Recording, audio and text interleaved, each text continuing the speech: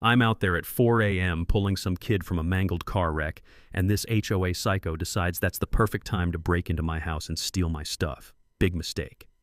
See, what Brenda, the HOA president, didn't know is that my German Shepherd Rex was home. And Rex? He's got zero patience for thieves.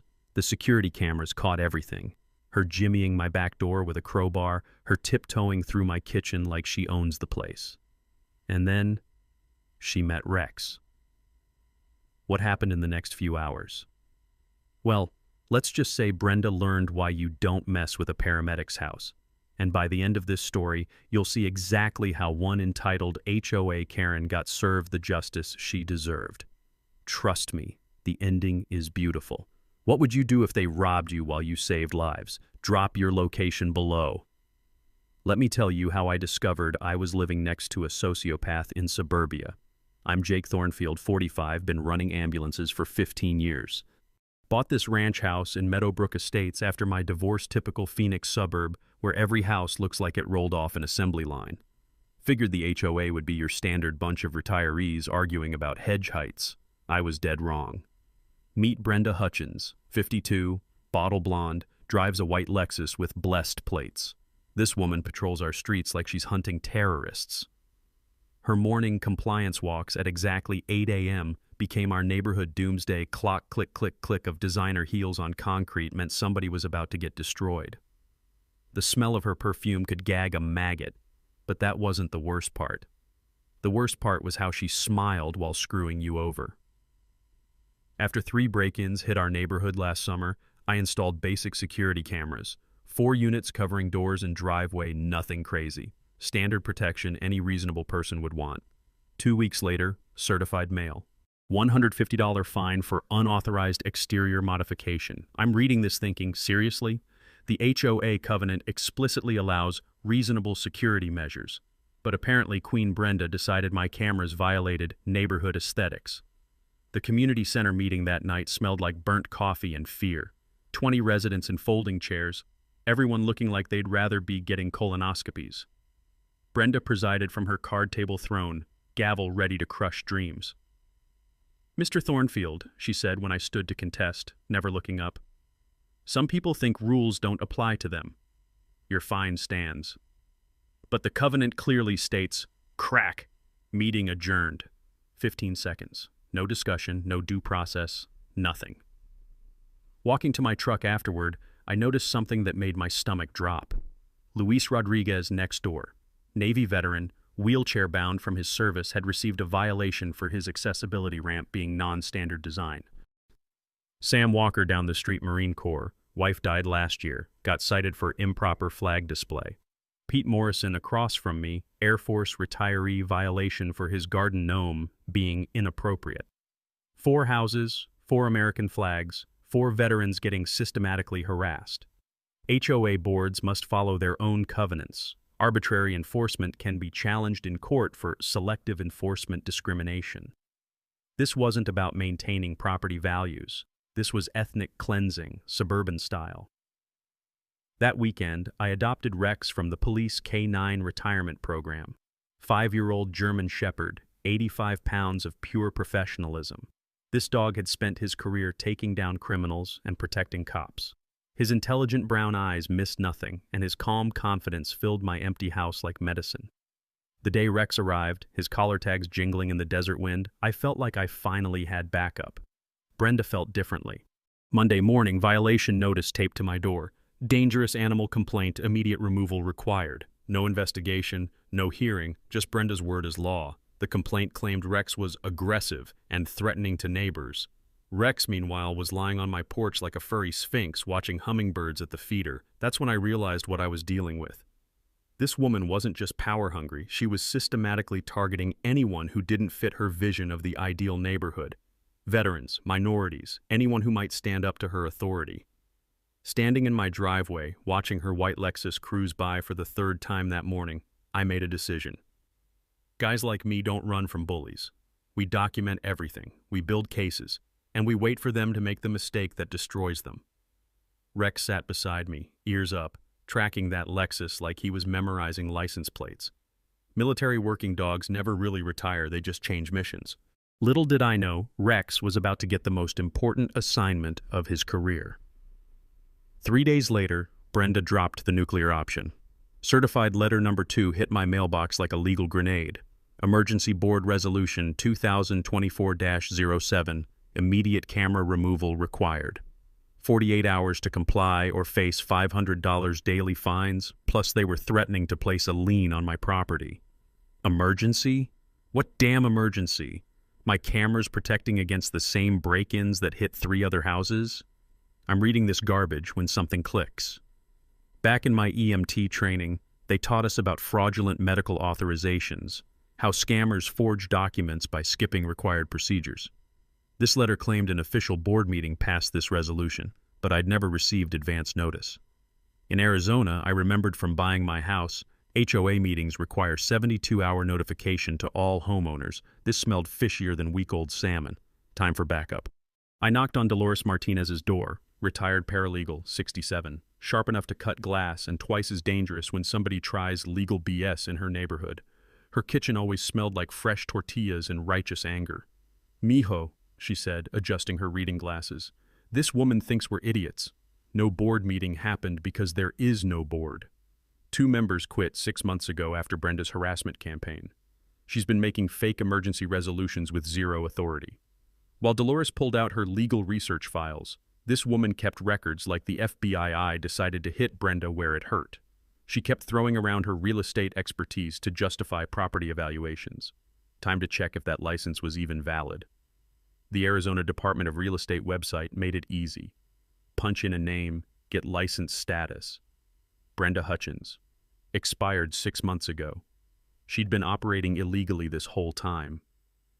But Brenda wasn't done escalating. Thursday afternoon, I dragged myself home after a brutal 24-hour shift. 3 overdoses, 2 cardiac arrests, and 1 car wreck where I'd spent 40 minutes cutting a kid out of twisted metal. My uniform reeked of diesel fuel and trauma, and my hands still had that metallic taste of adrenaline in my mouth.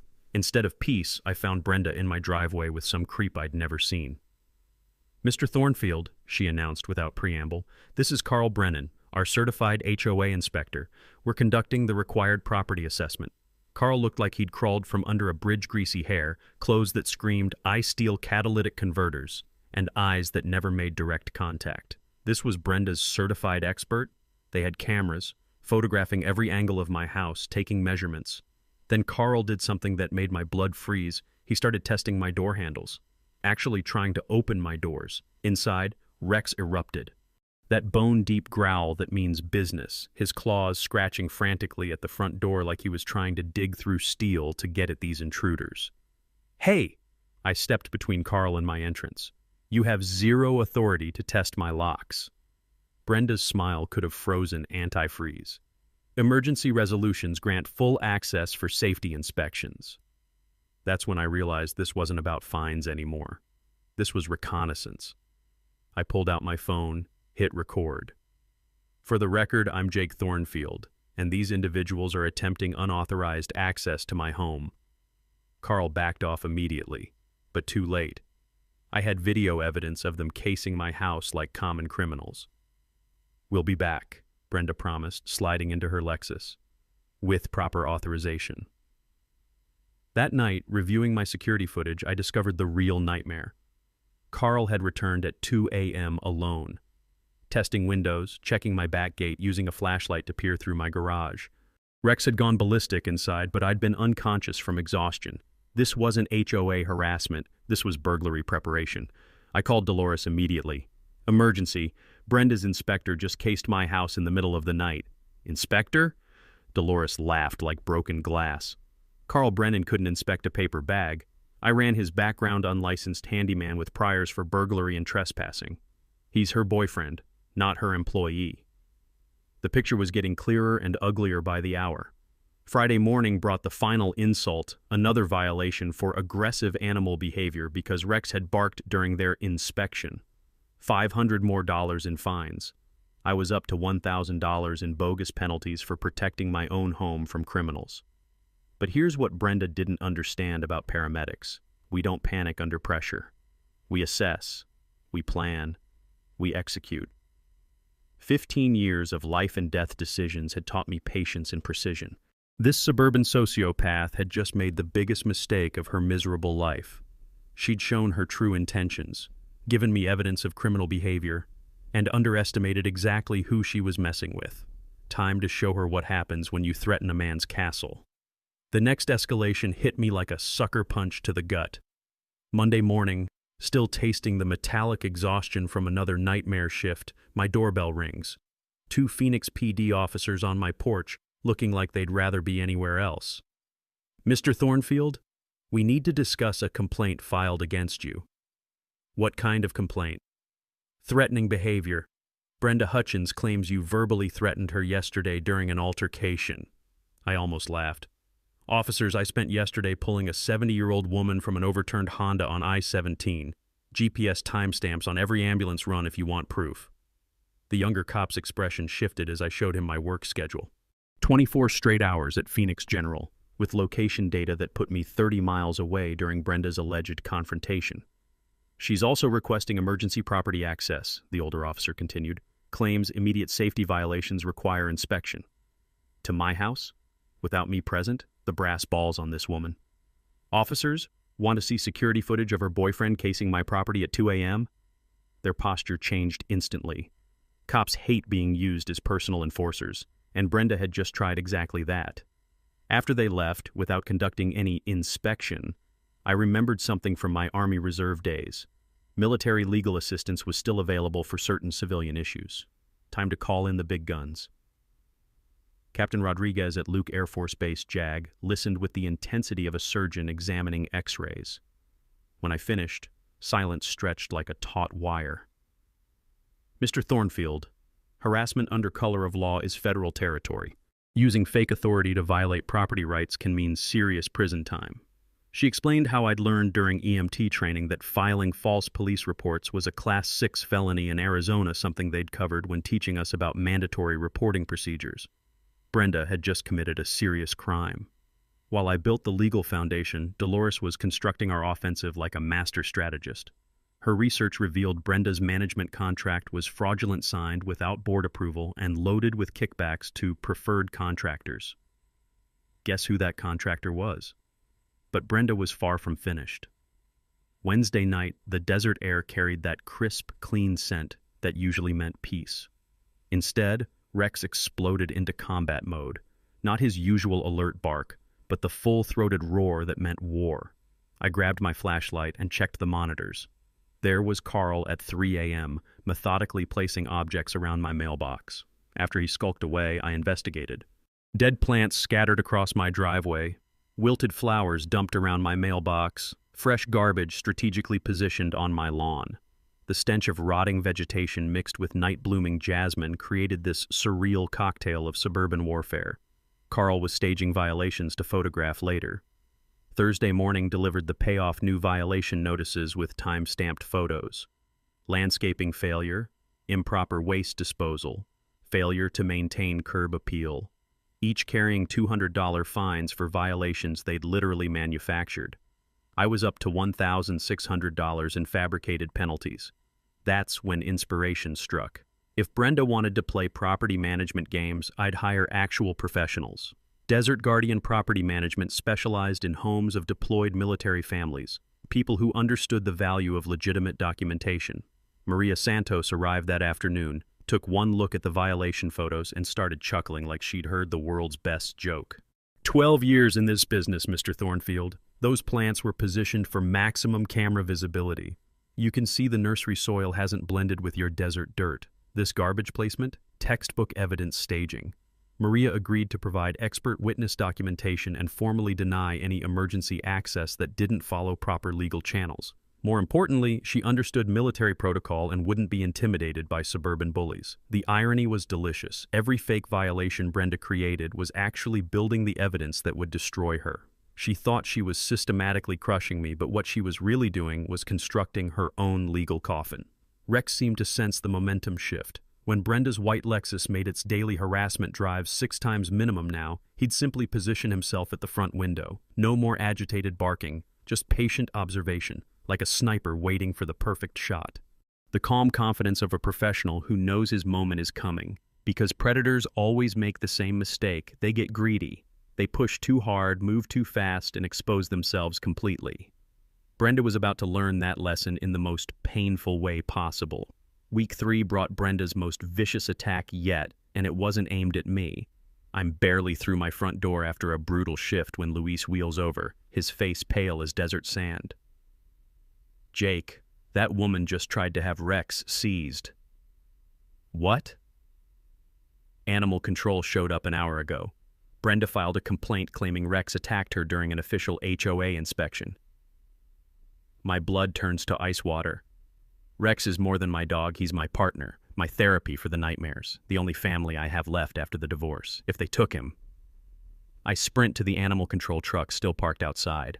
Officer Rodriguez noticed the veteran plates immediately looks frustrated as hell while Brenda performs her Oscar-worthy victim routine. "That vicious beast lunged at me," she wails, fake tears streaming down her cheeks. "I was just conducting legitimate HOA business." "Officer," I interrupt, "my dog hasn't left my property. I have security footage." 5 minutes later, we're watching crystal clear video of Brenda approaching my fence while Rex observes calmly from inside my yard. Zero aggressive behavior. What the footage does show is Brenda making kissing sounds and hand gestures, clearly trying to provoke a reaction. Rodriguez shakes his head in disgust. "Ma'am, this is a trained police K9, isn't it?" he asks me. 5 years with Phoenix PD, full-service dog certification. His expression turns granite hard. "Ma'am, filing false complaints against a veteran service dog violates federal law. You need to leave, now." But Brenda's desperation was just getting started. That afternoon, Luis calls me over, his voice shaking with anger. "You won't believe what just happened. That witch offered me $500 cash to temporarily relocate Rex while you're at work." I stare at him like he's speaking Martian. "She tried to bribe you?" Gets worse. When I refused, she threatened my disability benefits. Said the VA might question whether I'm really disabled if I can take care of a dog. The smell of creosote and rage creates this toxic mixture that makes me want to vomit. Threatening a disabled veteran's benefits? This woman had crossed into federal crime territory. Smart man that he is, Luis had recorded everything. Brenda's voice clear as a bell, offering cash bribes and making VA threats. Evidence that would destroy her in federal court. While I'm processing this nuclear escalation, Dolores calls with intelligence that makes the puzzle pieces click into place. "Mijo, I found out why Brenda's so desperate. Public records show she owes $180,000 in back taxes. IRS filed seizure notices last month.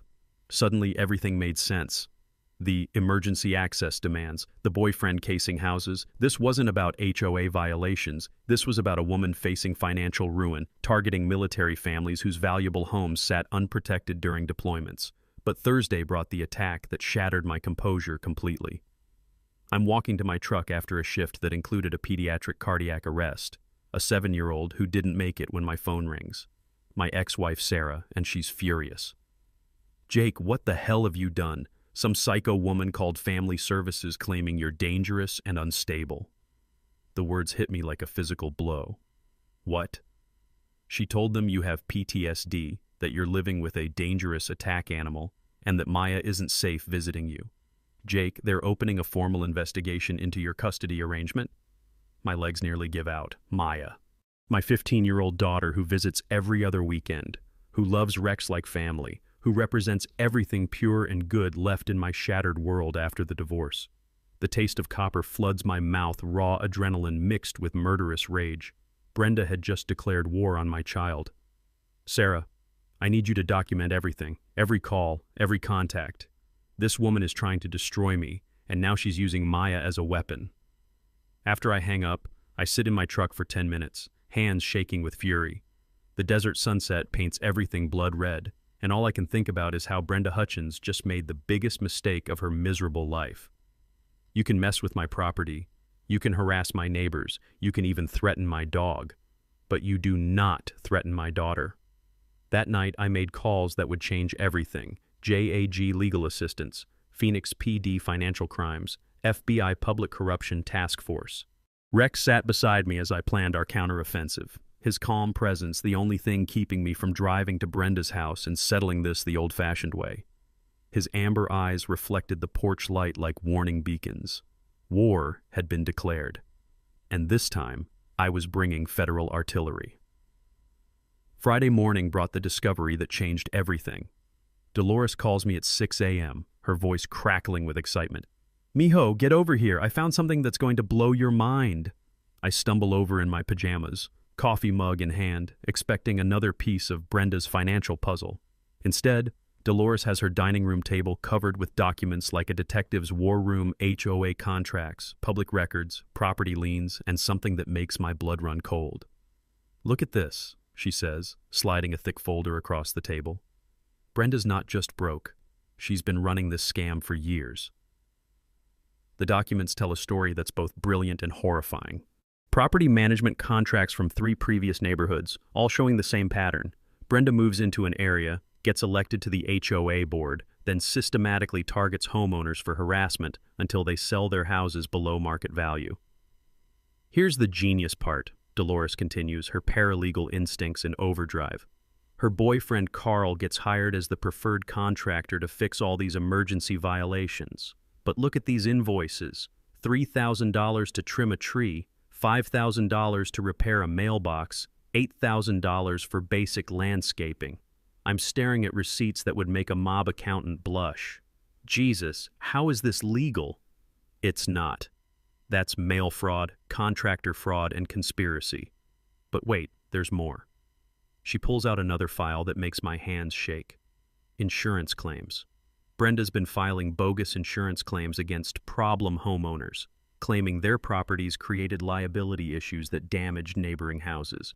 When the insurance companies investigate, they find all these convenient HOA violation reports backing up her claims. She's been collecting settlements for fake damages while simultaneously driving people out of their homes, Dolores explains. 3 neighborhoods, Jake. 47 families forced to sell. Total estimated profit, over $2 million. The scope is staggering. This isn't some petty HOA tyrant, this is organized crime in suburban disguise. But the real bombshell comes when Dolores slides me a copy of our HOA's original covenant documents. The real ones, from when the development was built, not the modified versions Brenda's been using.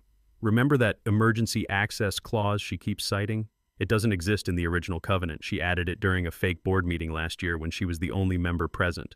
Completely illegal modification.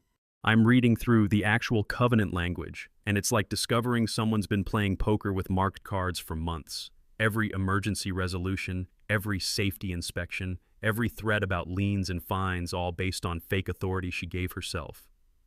"There's more," Dolores says grimly. "That property management contract she signed with Carl?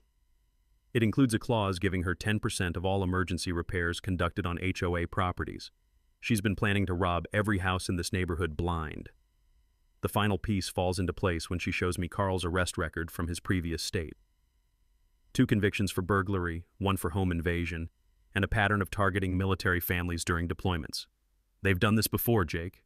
Military deployments create perfect opportunities. Empty houses, absent owners, neighbors who assume any official activity is legitimate.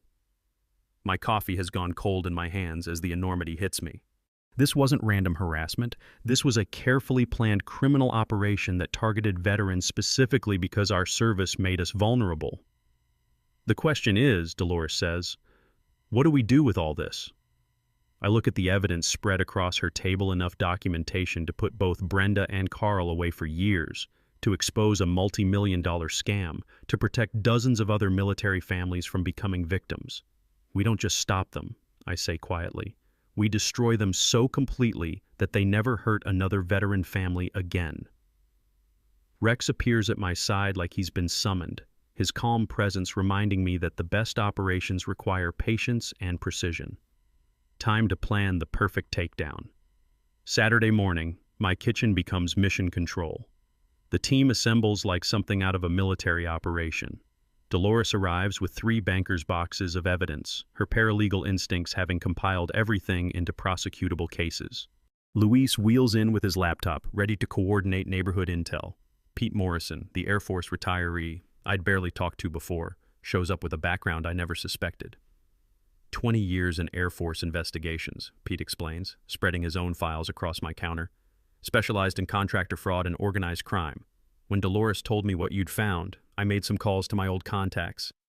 The smell of fresh coffee mingles with the desert morning air as we build our battle plan. Rex positions himself by the front window, our four-legged early warning system tracking every vehicle that passes. First thing, Pete continues, this operation is way bigger than Phoenix. I contacted FBI agent Sarah Zephyr in the White Collar Crimes Division. She's been tracking similar HOA scams across 6 states. Your case could be the key to breaking open a nationwide network. My hands shake slightly as I pour coffee. Nationwide network? I thought we were dealing with one psychotic neighbor, not organized crime. Dolores spreads out her legal strategy like a general planning an invasion.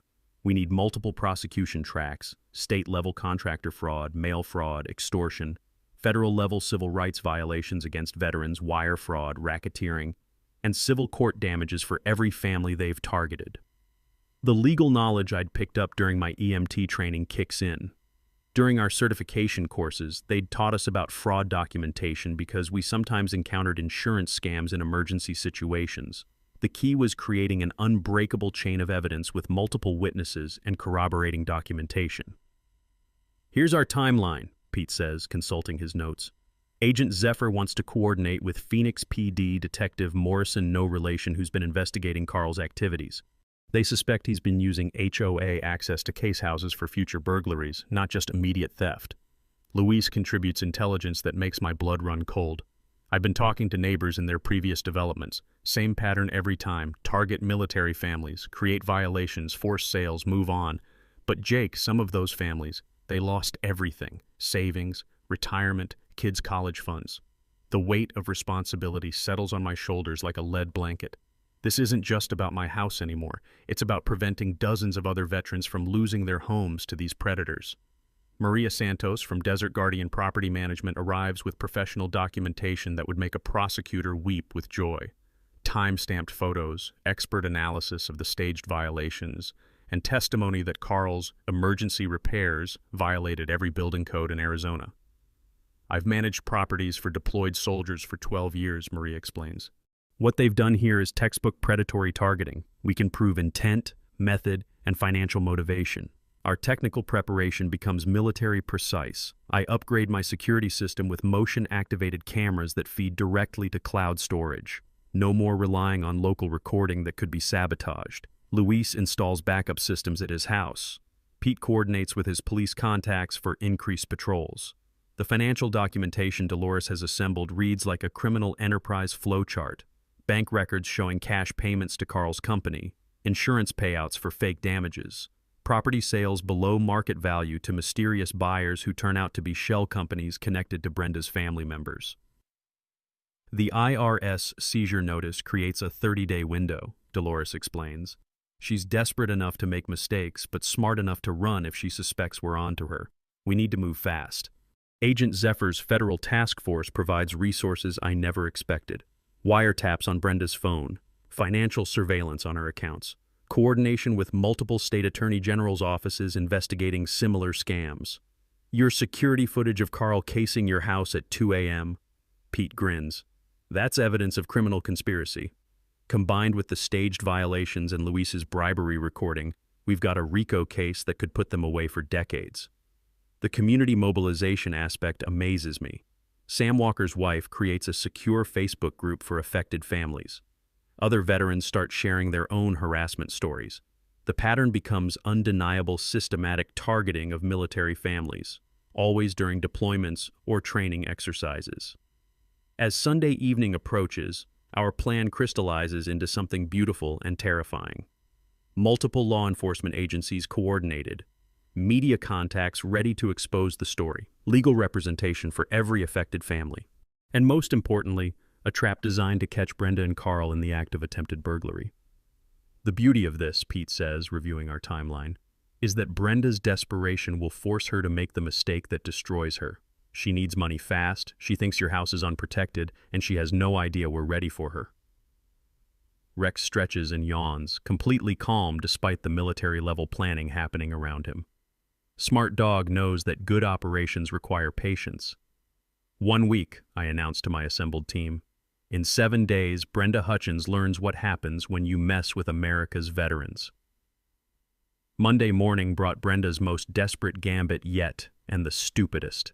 I'm checking my security feeds before my shift when I spot something that makes my coffee taste like battery acid. Brenda's white Lexus parked across from Luis's house, and she's talking to a man in a suit I don't recognize. 20 minutes later, Luis calls me, his voice shaking with rage. Jake, you're not going to believe this. That psycho just tried to bribe a county inspector. What inspector? Code enforcement. She told him I was running an illegal daycare out of my house, which is insane since I'm in a wheelchair and live alone, and offered him $1,000 cash to expedite the investigation and have me evicted. The brass balls on this woman. Please tell me he didn't take it. Are you kidding? Inspector Martinez has been doing this job for 20 years. He recorded the whole conversation and called his supervisor immediately. Brenda's looking at federal bribery charges now. But she wasn't done digging her own grave. Tuesday afternoon, I come home from a shift that included 2 overdoses and a motorcycle wreck to find my neighbor Sam's wife crying on her front porch. Her husband's been dead 8 months, and she's been struggling to maintain their house alone. She's trying to foreclose on me, Karen Walker sobs. Says I owe $4,000 in accumulated fines for violations I never received notice about. The bank's threatening to start proceedings. I examined the violation notices Brenda had apparently been sending, dated over 6 months, but the postal stamps show they were all mailed last week. Classic mail fraud backdating violations to create artificial debt. Karen, those postmarks prove she's lying. We're going to fix this. While I'm comforting a widow being terrorized by suburban gangsters, Pete calls with intelligence that makes my hands clench into fists. Jake, my police contacts just briefed me. Brenda filed a restraining order against you, claims you've been stalking her, threatening her safety, and using your military training to intimidate her. The hypocrisy is so breathtaking I actually laugh. Let me guess, she wants me banned from HOA meetings and common areas. Gets worse. She's claiming your PTDT makes you dangerous and that Rex is an unregistered weapon being used for intimidation. That night, Dolores discovers the nuclear option in Brenda's playbook. She's been contacting my employer, Phoenix General Hospital, claiming I'm mentally unstable and should be investigated for patient safety violations. She told them you've been displaying erratic behavior, that you're using drugs to cope with PTSD, and that your dog is a threat to hospital security, Dolores explains, her voice tight with fury. Jake, she's trying to get you fired. The taste of metal fills my mouth, pure adrenaline mixed with murderous intent. My job isn't just my livelihood, it's my identity. 15 years of saving lives, and this suburban terrorist wants to destroy my career over HOA violations I never committed. But Wednesday brings the escalation that pushes me past my breaking point. I'm grabbing lunch between calls when my phone rings. Maya, my 15-year-old daughter, and she's crying. Dad, this scary woman came to my school. She told the counselor I might not be safe visiting you anymore. My world tilts on its axis. What woman? She said her name was Mrs. Hutchins and that she was investigating concerning reports about your mental health. Dad, I'm scared. Are they going to stop me from seeing you? The phone nearly slips from my trembling hands. Brenda had just crossed the line from harassment into terrorizing my child. She'd actually gone to Maya's school 500 miles away in Colorado to poison my relationship with my daughter. Sweetheart, that woman is lying. She's trying to hurt our family because she's angry about something that has nothing to do with you. I promise you, nobody is going to stop you from visiting me. After I hang up, I sit in my ambulance for 10 minutes, shaking with rage so pure it feels like electricity in my veins. The desert heat presses through the windows, but I'm cold with the kind of fury that makes men do terrible things. Brenda Hutchins had just declared war on my child.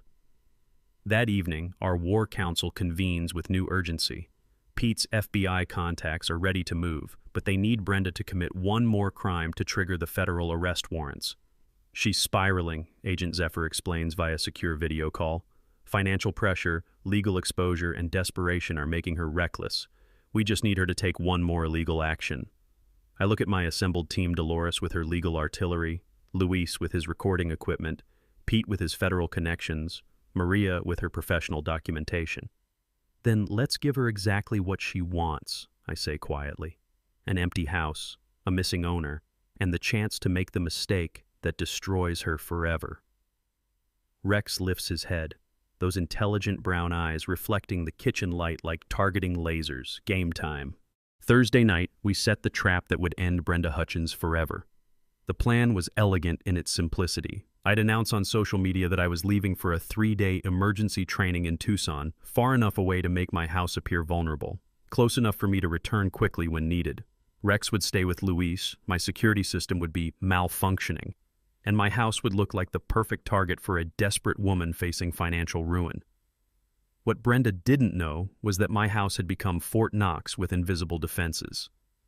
Pete's FBI contacts had installed federal-grade surveillance equipment throughout my property. Motion sensors that could detect a mouse, audio recording that could pick up whispered conversations from 50 yards, infrared cameras that turned night into day, every angle covered, every sound captured, all feeding to a command center in Luis's garage. Friday morning, I post on Facebook.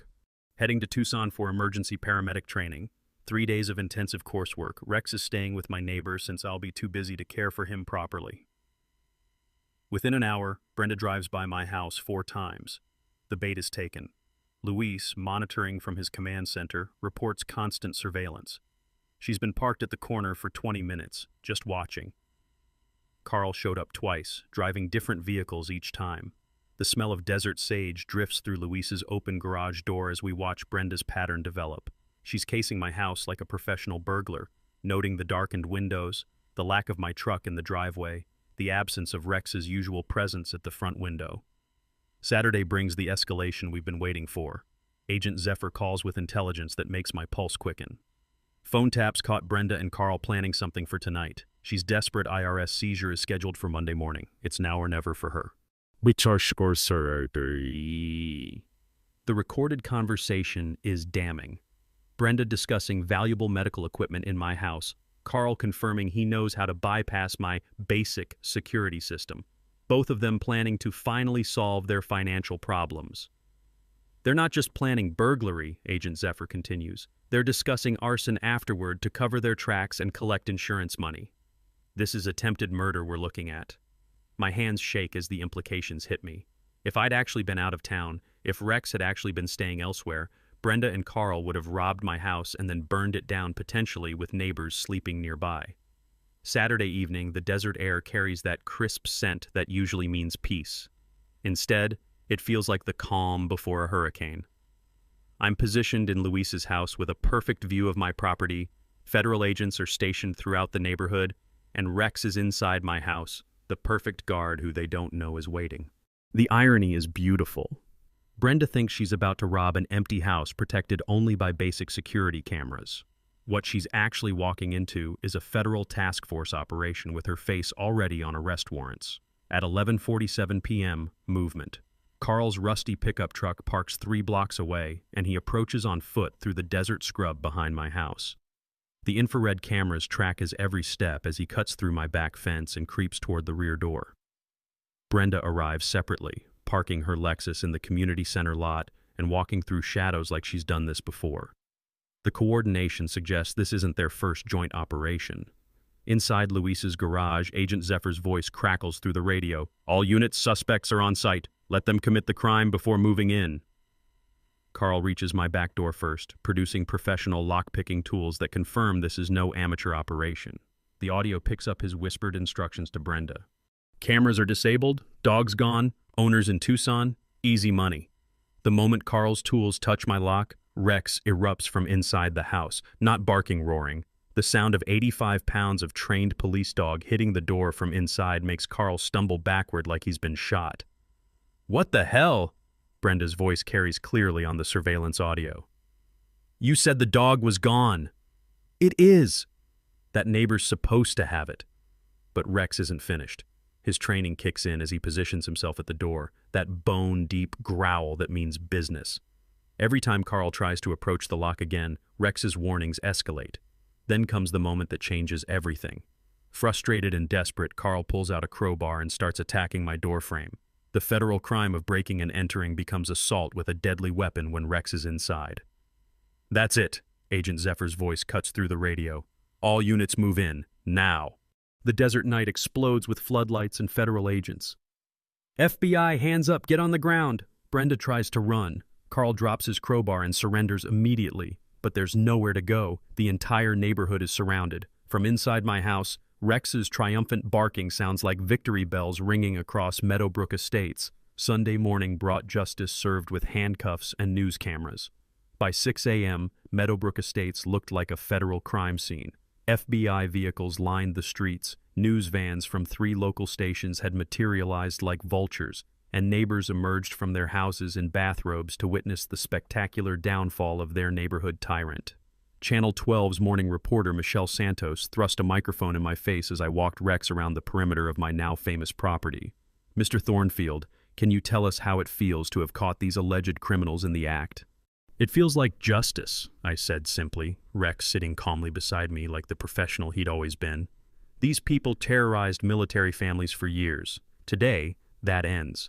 But the real show was about to begin at the emergency HOA meeting called for 10 a.m. The Meadowbrook Community Center had never seen anything like it.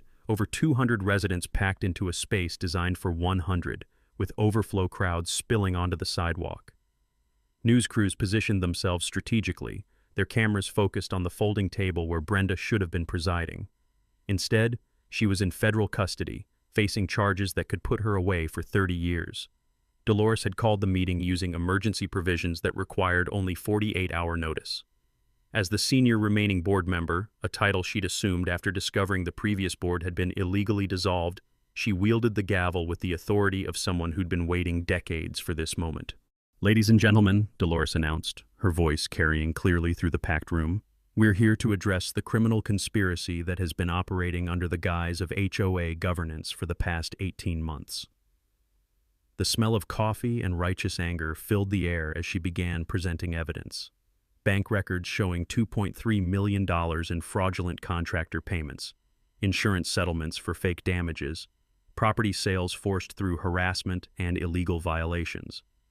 Brenda Hutchins and her accomplice Carl Brennan have been arrested by the FBI for conspiracy, mail fraud, civil rights violations, and attempted burglary," Dolores continued. "But today, we're here to clean house and make sure this never happens again." Agent Sarah Zephyr stepped forward, her federal credentials commanding immediate attention. "The investigation has revealed a pattern of targeting military families across 6 states. 47 families lost their homes to this criminal enterprise. Today, we begin the process of making them whole." Luis wheeled forward to testify about the bribery attempt, his recorded conversation with Brenda playing through speakers that made everyone wince. The sound of her voice offering cash while threatening his disability benefits created an audible gasp from the crowd. Pete Morrison, revealed now as a former Air Force investigator, presented the contractor fraud evidence that showed Carl's emergency repairs were systematically overcharging homeowners by 300 to 500% while performing substandard work. But the moment that brought the house down came when Karen Walker took the microphone. "My husband died serving this country 8 months ago," she said, her voice shaking but determined. "While I was grieving, this woman tried to steal my home with fake violations and backdated fines. She preyed on military widows because she thought we were easy targets." The crowd's anger was palpable, a low rumble of outrage that made the building itself seem to vibrate with fury. Channel 12's cameras captured everything as Maria Santos from Desert Guardian Property Management presented her expert analysis. The evidence shows systematic fraud designed to target deployed military personnel when they were most vulnerable. This wasn't random crime, this was predatory warfare against American service members. Detective Morrison from Phoenix PD announced additional charges. Mr. Brennan's arrest revealed evidence linking him to unsolved burglaries in 3 other military housing areas. We expect additional charges as the investigation continues. The unanimous vote to remove the existing HOA board and elect new leadership took less than 5 minutes. The vote to pursue civil lawsuits against Brenda and Carl for damages was equally swift. But my moment came when Channel 12's reporter asked the question that had been building all morning. "Mr. Thornfield, what would you say to other military families facing HOA harassment?" I looked directly into the camera, Rex sitting proudly beside me, and delivered the line I'd been planning for weeks. "Document everything. Know your rights. Build alliances with your neighbors. And remember, Criminals always think they're smarter than they are until they try to break into a house with a retired police dog inside. The crowd erupted in applause that shook the community center's rafters. Outside, neighbors who couldn't fit inside cheered loud enough to wake the dead. As the meeting dissolved into celebration, Pete grabbed my shoulder. "You know this is going national, right? Veterans advocacy groups are already calling. You're about to become the poster boy for fighting HOA corruption." I looked around at my neighbors. Luis grinning like he'd won the lottery.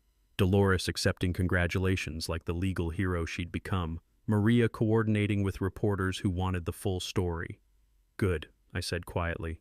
"Maybe other veterans won't have to go through what we did." Rex barked once, sharp and clear, like he was agreeing. Justice served. Case closed. 6 months later, I'm grilling burgers in my backyard, watching Rex play with a dozen neighborhood kids, and thinking about how one woman's evil accidentally created something beautiful. Brenda got 4 years federal prison plus $2.8 million in restitution. Carl received 18 months and a lifetime HOA ban. But their real punishment? Watching from their cells as the community they tried to destroy became stronger than ever. The transformation started immediately. Luis got elected HOA president in a landslide, with Pete as security coordinator and Dolores as legal advisor. Our first act, the Military Family Protection Covenant that prohibits harassment of deployed personnel, eliminates surprise violations, and requires live streaming of all board meetings. My Sunday barbecues became legendary. The smell of mesquite smoke draws families from across the development people who'd been isolated by Brenda's reign of terror finally connecting as neighbors. Kids who'd never spoken now trade Pokemon cards while their parents share beers and deployment stories. Rex found his true calling as our neighborhood's unofficial therapy dog. After school, children visit to read him stories. Veterans stop by when the nightmares get heavy. Karen Walker, the widow Brenda tried to destroy, brings him homemade treats every Tuesday. The VA expanded his certification for trauma support, and now he helps other veterans transition back to civilian life. The ripple effects amazed everyone. Our story went viral, spawning #VeteransVersKarens on social media and helping hundreds of military families fight HOA corruption. Rex's law legislation protecting service members from housing harassment passed Arizona unanimously, with 3 other states following suit. My relationship with Maya healed completely. She visits monthly now instead of court-mandated weekends, declaring Rex her co-pilot for life. Watching her play with neighbor kids while Rex supervises like a furry camp counselor fills holes in my heart I forgot existed. The financial recovery exceeded our wildest dreams. Federal asset seizure plus insurance settlements provided full restitution to every victim. Karen not only kept her house but paid off her mortgage entirely. That witch wanted to steal my home, she told Channel 12. Instead, she accidentally gave it to me free and clear. Rex's fund, our scholarship program for military children, raised $127,000 in year 1. Luis's granddaughter received the inaugural award to study veterinary medicine. The girl whose grandfather was targeted for disability will now dedicate her life to healing animals. Beautiful irony. My construction business evolved into security consulting for military housing. The positive publicity brought contracts with 3 developments seeking to prevent future Brendas. I speak at veteran conferences now, teaching families how to document harassment and fight back legally. Netflix bought our documentary rights, with proceeds funding legal assistance for discriminated veterans. Guard Dog, a Phoenix neighborhood's fight for justice, premieres next month, starring Rex as the 4-legged hero who saved America's heroes. But last week brought the ultimate victory. Agent Zephyr called with news that made my hands shake. "Jake, we arrested the final network member in Florida. Your case broke open their entire operation. 47 military families are getting their homes back." Standing in my backyard yesterday evening, desert sunset painting everything gold, I addressed my assembled neighbors during our weekly community gathering. A year ago, one person's hatred broke this neighborhood. Today we're family because we chose to fight back together. Rex barked approval, tail wagging like a victory flag, surrounded by children who see him as their protector and friend. The best revenge isn't getting even, it's building something so beautiful that evil can't touch it. Today, Meadowbrook Estates represents everything Brenda hated. Veterans supporting each other, neighbors becoming family, and community triumphing over corruption. She wanted to destroy us, but accidentally taught us how strong we could be together. Rex stretches in the evening sun, completely content in his role as neighborhood guardian and children's champion. Sometimes the best victories come with 4 legs and unconditional love. Your turn to fight back. Drop your HOA nightmare stories in the comments. Let's build an army of neighbors helping neighbors stand up to suburban bullies. Hit subscribe on HOA Stories for more tales of everyday heroes defeating corruption, and ring that notification bell so you never miss justice being served. Because when good people stand together, even the worst Karens can't break what we build. Document everything, know your rights, trust your neighbors, and never underestimate the power of a good dog. That's all for today's HOA Madness. If watching justice serve itself made your day, smash that like button, share your thoughts down below, and make sure you're subscribed. More outrageous neighborhood showdowns are just around the corner.